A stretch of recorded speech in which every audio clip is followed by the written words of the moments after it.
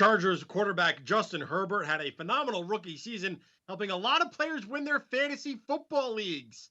But why should we use some caution when it comes to drafting the second year passer in 2021? Let's break it down with SI senior fantasy analyst Michael Fabiano. And Fabs, let's start off by going over some of these impressive rookie numbers from Herbert's first year in the NFL. He was bananas good, and no one saw this coming. I know a lot of scouts out there that didn't even think Herbert was going to be a good pro long term. And look what he did as a rookie.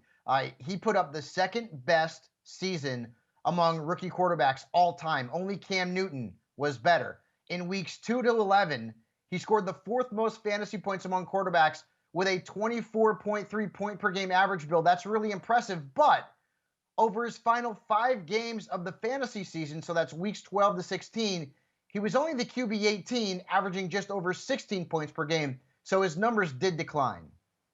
Fabs, when it comes to research, no one does it better than you for fantasy football. So what does the history tell us about how rookie quarterbacks do when they finish in the top 10? How do they perform the following season?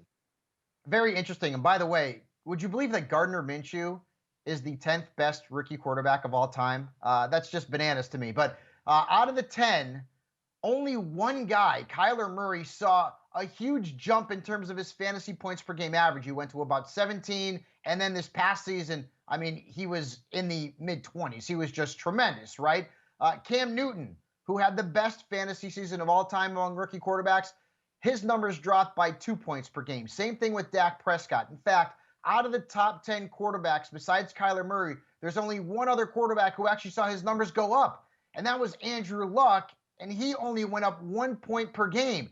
And I'm not talking about Gardner Minshew either. I'm talking about Russell Wilson, for example, and another guy who had a down season as a sophomore in the NFL, Baker Mayfield. This happens, folks. And Herbert was so good in his first season that if he drops 2 or 3 games, he ultimately becomes Kirk Cousins. Oh, and that would not be a good situation for fantasy managers. Fabs, the Chargers, they also have a new coaching staff this year. Anything we could take away from Joe Lombardi, who's their offensive coordinator? Anything we could take away from Lombardi's past and project it onto Herbert's future? He's had a small sample size, I'll give him that, but he was the OC for the Lions for about a season and a half.